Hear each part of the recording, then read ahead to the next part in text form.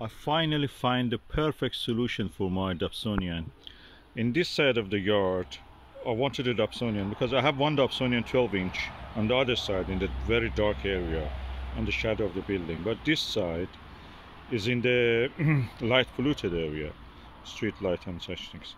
So I needed a Dobsonian for observing planets and the moon, but this Dobsonian 10-inch one was too short.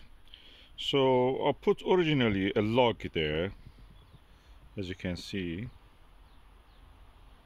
but that was again too small. The 3 legs of the Dobsonian mount were coming out of it.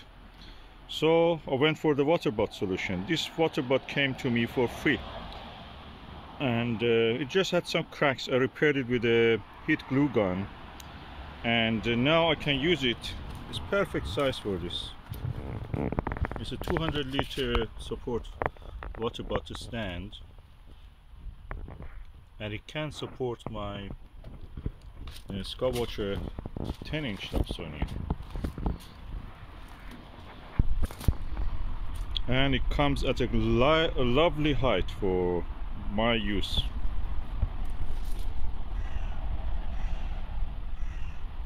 It rises around, I can say,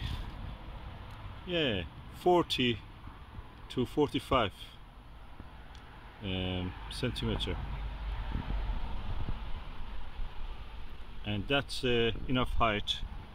That is a Flextube 250, can be a convenient height for me to stand or sit. I can stand when I'm observing near the zenith, the object near the zenith, just right up upward, or at an angle like moon and planets at this time. I can sit and just observe it. So it really fits my my use.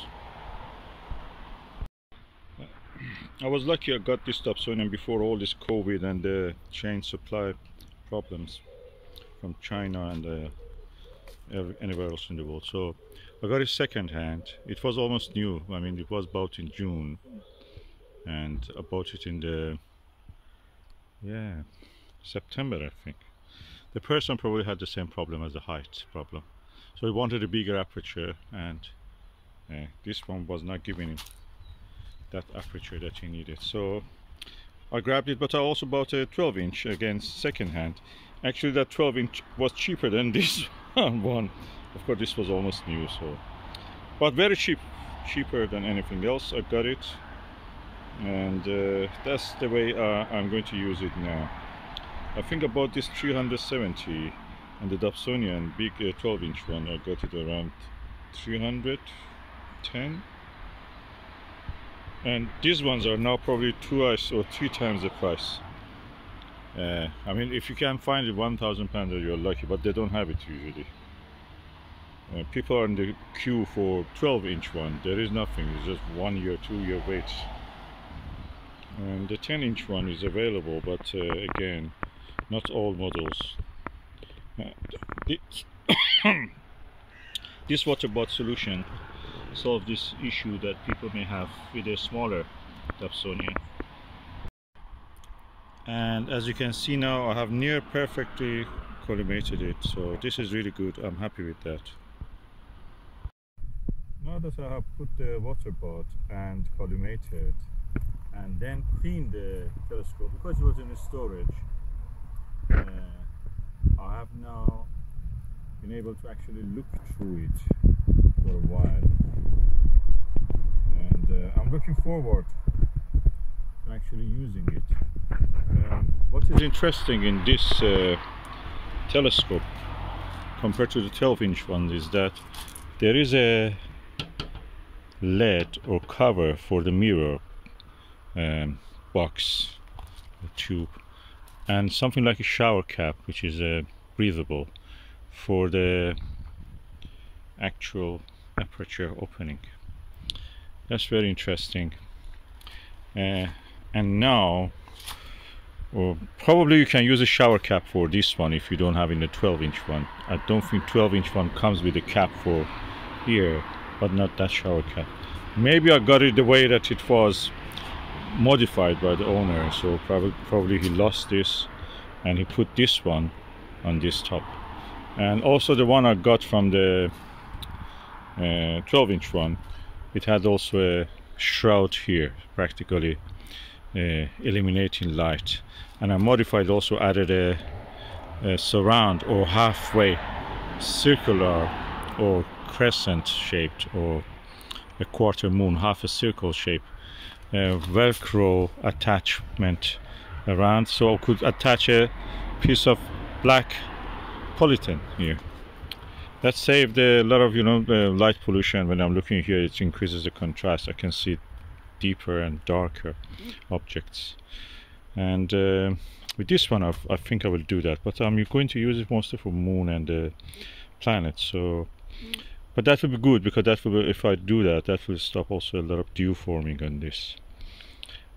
What I want also to add is that that other telescope was 1 year outside, and after a year the base started to come off, the paint and the wood chip thing, and I changed the base Lazy Susie here to a Teflon base, then also painted all of this all over with a hammerite paint, metal hammerite paint. That is made it practically bomb-proof, moisture-proof. Nothing can affect it anymore. So that's perfect for that. If you want to keep it out, think about getting a hammerite paint. It's quite valuable, considering that these chipboard bases easily rot in the moisture. Depending, of course, where you are in the world. Where we are is relatively damp, is oceanic weather. So it's better to keep it moisture proof. All in all, nice telescope now at a good height. As you can see, I just can approach the telescope, and with just a slight movement coming down slightly, yet is not at the height of the Dobsonian 12-inch Dobsonian, but it is much better. I can easily reach the eyepiece and observe without much, you know, stress on my back or legs. And if I want to go for objects near the horizon, that's easy to also maneuver. So this water bath solution, consider it if you want to use this telescope. If you have bought this, and if you want to use it comfortably, think about the base for it. Water bath was a good solution for me. It was cheap, available. I didn't need to do anything, you know. I just covered the cracks with a hot glue, hot plastic glue.